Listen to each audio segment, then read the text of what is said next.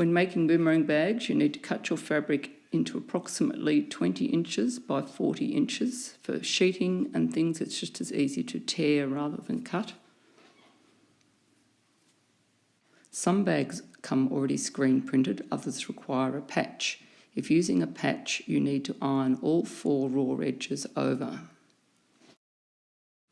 You need to centre and pin the ironed patch onto the front of the bag.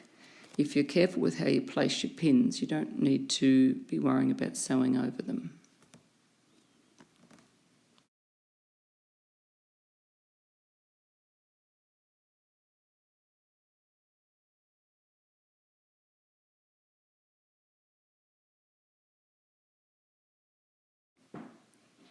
You need to sew the patch onto the bag.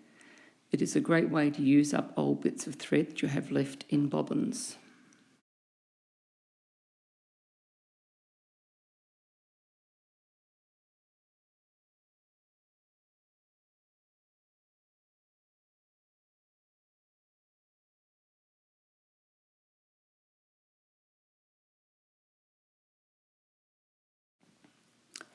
Fold the right sides of your bag together.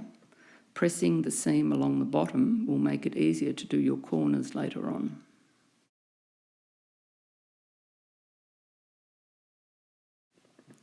Sew and neaten your side seams. Make sure you backstitch at the top to strengthen the seam. You can use any coloured thread again for this process.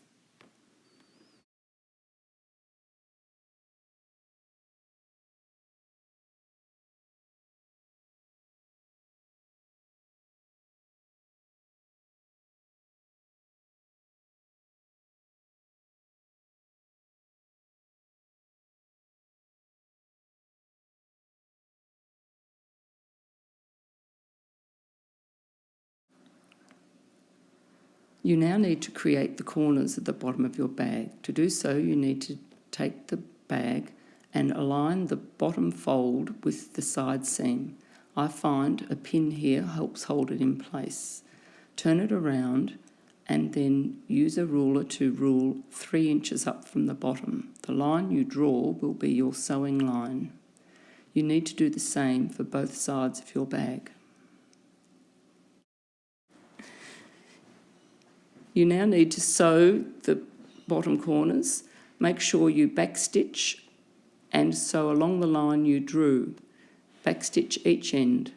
Once you have done that, you need to cut the excess fabric off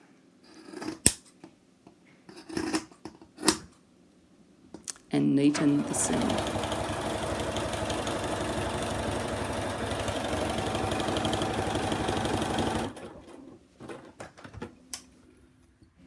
It is now time to finish the top of the bag. To remove the raw edges, you need to fold over about 1/2 inch, 1.5 centimetres, press down. Create a second fold then of about 1.5 inches or so. You also need to now make handles. Cut your handles approximately 24 inches by 3.5 inches. You then iron your handles all raw edges over about 1/2 inch or so. And once you have ironed around all 4 edges, you fold it in half so you can sew the handle together. It's important to sew around all sides of the handle so it doesn't roll.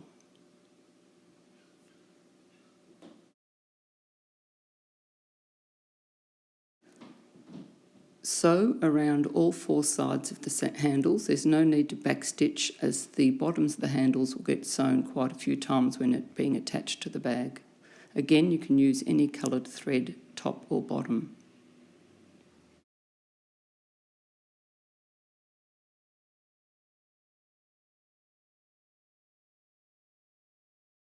You now need to pin your handles to the bag. The handles are pinned in about 6 inches. You need to pin the handle on to hold it in place. Be careful not to twist the strap and pin it to the other side. Flip the bag over and repeat the procedure for the other side.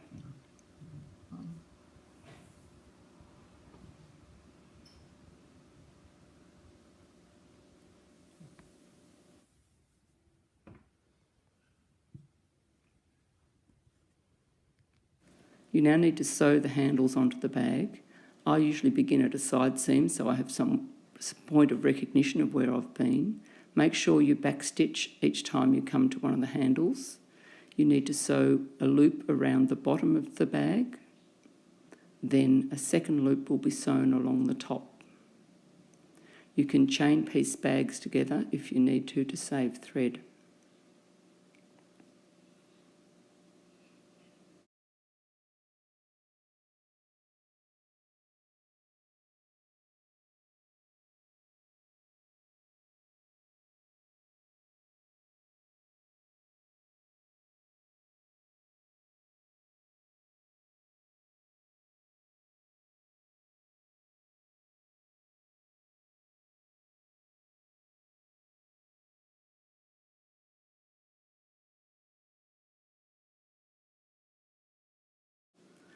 The last step is to make sure all your threads are trimmed off and turn the bag right the way round and you have a completed bag.